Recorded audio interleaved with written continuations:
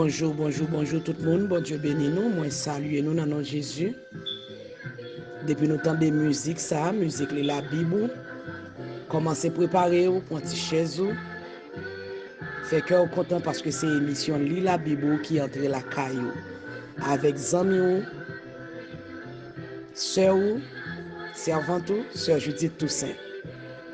On nous chante la Bible pendant que m'a invité à préparer la Bible ensemble avec moi pour nous continuer à faire lecture de la parole de Dieu ensemble.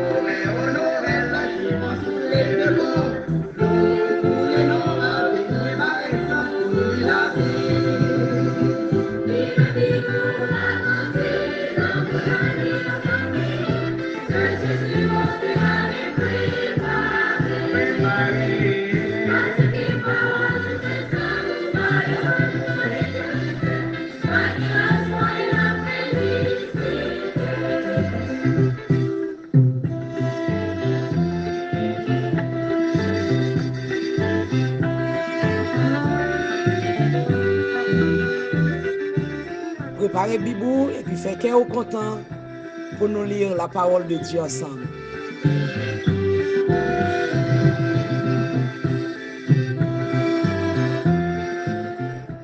Parole ça fait au grandi. La parole de Dieu. Eh bien, si vous voulez grandir, on nous lit la Bible.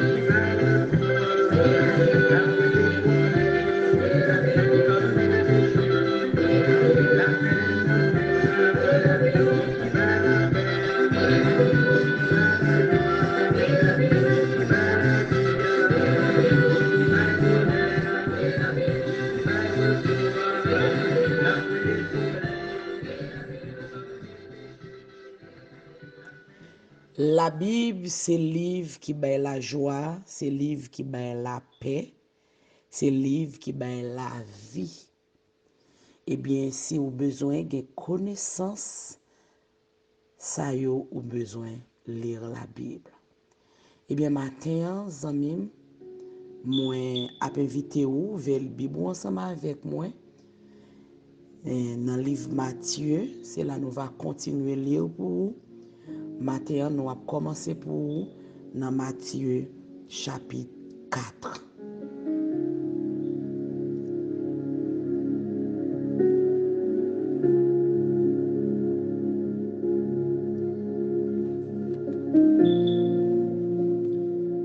Matthieu chapitre 4. Alors Jésus fut emmené par l'Esprit dans le désert pour être tenté par le diable. Après avoir jeûné 40 jours et 40 nuits, il y eut faim. Le tentateur s'étant approché de lui dit, « Si tu es fils de Dieu, ordonne que ces pierres deviennent des pains. » Jésus répondit, « Il est écrit, l'homme ne vivra pas de pain seulement, mais de toute parole qui sort de la bouche de Dieu. » Le diable le transporta dans la ville sainte, le plaça sur le haut du temple et lui dit, « Si tu es fils de Dieu, jette-toi en bas, car il est écrit, il donnera des ordres à ses anges à ton sujet, et ils te porteront sur les mains, de peur que ton pied ne heurte contre une pierre. » Jésus lui dit, « Il est aussi écrit, tu ne tenteras point le Seigneur ton Dieu. » Le diable le transporta encore sur une montagne très élevée, lui montra tous les royaumes du monde et leur gloire, et lui dit, « Je te donnerai toutes ces choses si tu te prosternes et m'adores. » Jésus lui dit, « Retire-toi, Satan, car il est écrit, tu adoreras le Seigneur ton Dieu et tu le serviras lui seul. » Alors le diable le laissa. Et voici des anges vinrent auprès de Jésus et le servaient. Jésus ayant appris que Jean avait été livré, se retira de la Galilée. Il quitta Nazareth et vint demeurer à Capernaum, situé près de la mer, dans le territoire de Zabulon et de Nephtali, afin que s'accomplisse ce qui avait été annoncé par Ésaïe le prophète. Le peuple de Zabulon et de Nephtali, de la contrée voisine de la mer, du pays au-delà du Jourdain, et de la Galilée des gentils. Ce peuple assis dans les ténèbres a vu une grande lumière. Et sur ceux qui étaient assis dans la région et l'ombre de la mort, la lumière s'est levée. Dès ce moment, Jésus commença à prêcher et à dire, « Repentez-vous, car le royaume des cieux est proche. » Comme il marchait le long de la mer de Galilée, il vit deux frères, Simon, appelé Pierre, et André son frère, qui jetaient un filet dans la mer, car ils étaient pêcheurs. Il leur dit, « Suivez-moi, et je vous ferai pêcheurs d'hommes. » Aussitôt, ils laissèrent les filets et le suivirent. De là étant allé plus loin, il vit deux autres frères, Jacques, fils de Zébédée, et Jean son frère, qui étaient dans une barque avec Zébédée, leur père, qui préparait leurs filets. Il les appela, et aussitôt ils laissèrent la barque et leur père et le suivirent.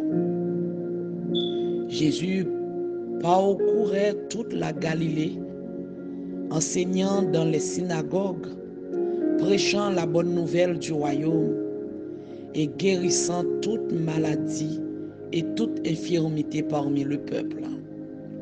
Sa renommée se répandit dans toute la Syrie et on lui amenait tous ceux qui souffraient de maladies et de douleurs de divers genres, de démoniaques, des lunatiques, des paralytiques, et il les guérissait.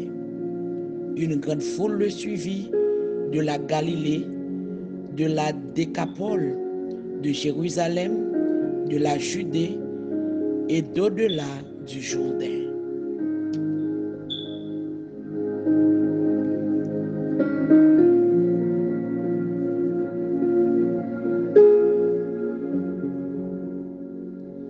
Matthieu chapitre 5.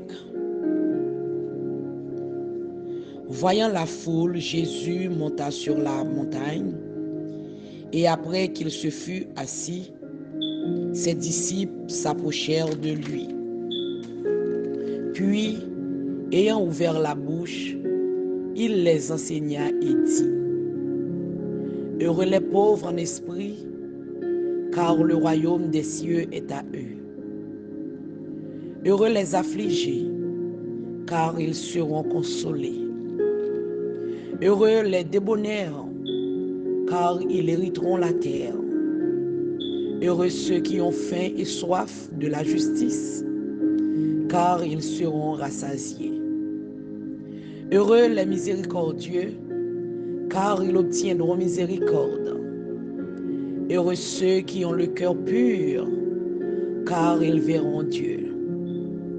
Heureux ceux qui procurent la paix, car ils seront appelés fils de Dieu. Heureux ceux qui sont persécutés pour la justice, car le royaume des cieux est à eux.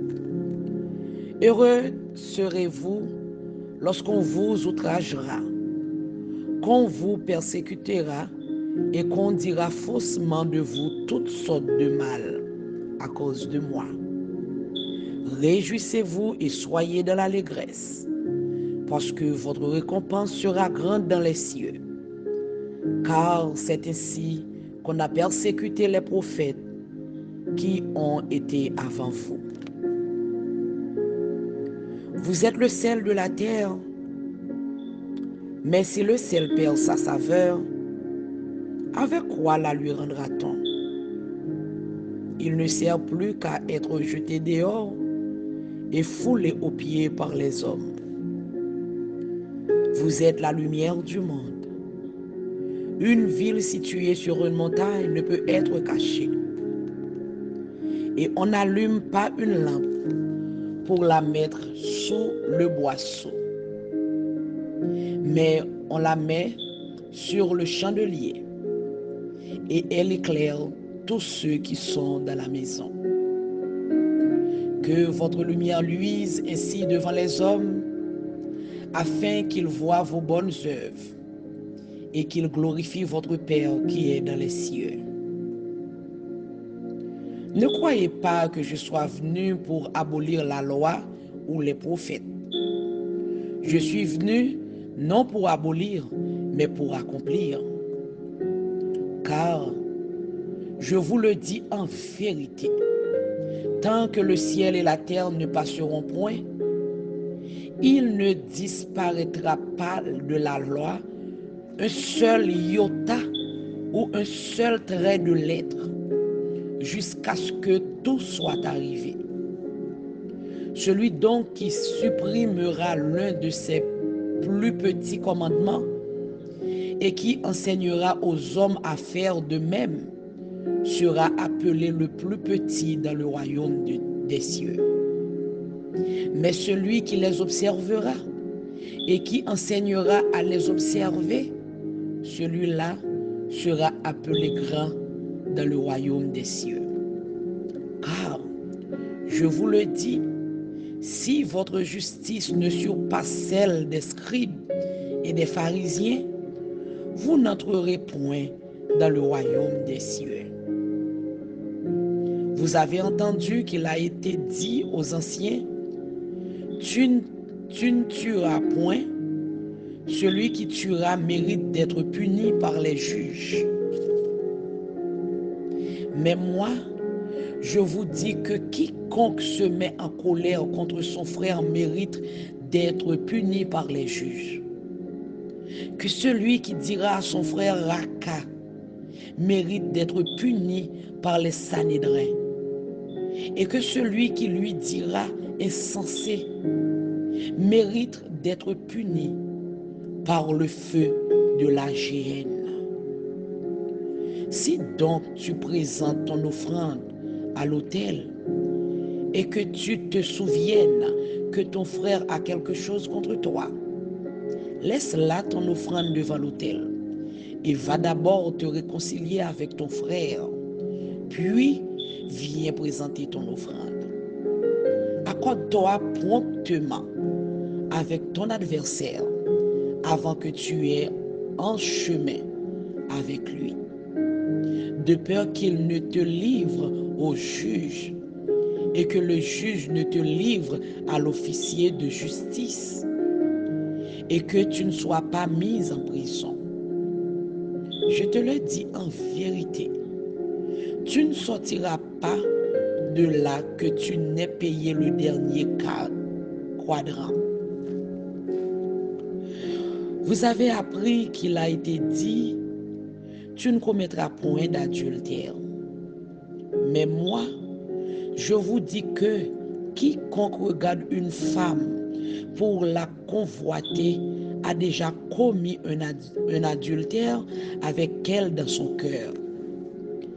Si ton œil droit est pour toi une occasion de chute, arrache-le et jette-le loin de toi. Car il est avantageux pour toi que seul de tes membres périsse et que ton corps entier ne soit pas jeté dans la géhenne. Et si ta main droite est pour toi une occasion de chute, coupe-la et jette-la loin de toi. Car il est avantageux pour toi que seul de tes membres périsse et que ton corps entier n'aille pas dans la géhenne. Il a été dit que celui qui répudie sa femme lui donne une lettre de divorce. Mais moi, je vous dis que celui qui répudie sa femme, sauf pour cause d'infidélité, l'expose à devenir adultère. Et que celui qui épouse une femme répudiée commet un adultère. Vous avez encore appris qu'il a été dit aux anciens, tu ne te parjureras point, mais tu t'acquitteras envers le Seigneur de ce que tu as déclaré par serment. Mais moi, je vous dis de ne jurer aucunement, ni par le ciel, parce que c'est le trône de Dieu, ni par la terre, parce que c'est son marchepied, ni par Jérusalem, parce que c'est la ville du grand roi. Ne jure pas non plus par ta tête, car tu ne peux rendre blanc ou noir un seul cheveu. Que votre parole soit oui, que votre parole soit oui ou non. Non. Ce qu'on y ajoute vient du malin. Vous avez appris qu'il a été dit, œil pour œil et dent pour dent. Mais moi, je vous dis de ne pas résister aux méchants. Si quelqu'un te frappe sur la joue droite, présente-lui aussi l'autre. Si quelqu'un veut plaider contre toi et prendre ta tunique, laisse-lui encore ton manteau. Si quelqu'un te force à faire un 1000, fais-en deux avec lui. Donne à celui qui te demande et ne te détourne pas de celui qui veut emprunter de toi. Vous avez appris qu'il a été dit, tu aimeras ton prochain et tu haïras ton ennemi. Mais moi, je vous dis, aimez vos ennemis, bénissez ceux qui vous maudissent, faites du bien à ceux qui vous haïssent et priez pour ceux qui vous maltraitent et qui vous persécutent, afin que vous soyez fils de votre Père qui est dans les cieux. Car il a fait lever son soleil sur les méchants et sur les bons, et il fait pleuvoir sur les justes et sur les injustes. Si vous aimez ceux qui vous aiment, quelle récompense méritez-vous? Les publicains aussi n'agissent-ils pas de même? Si vous aimez ceux qui vous aiment, quelle récompense méritez-vous? Les publicains aussi n'agissent-ils pas de même? Et si vous saluez seulement votre frère, que faites-vous d'extraordinaire? Les païens aussi n'agissent-ils pas de même? Soyez donc parfaits comme votre Père céleste est parfait. Amen.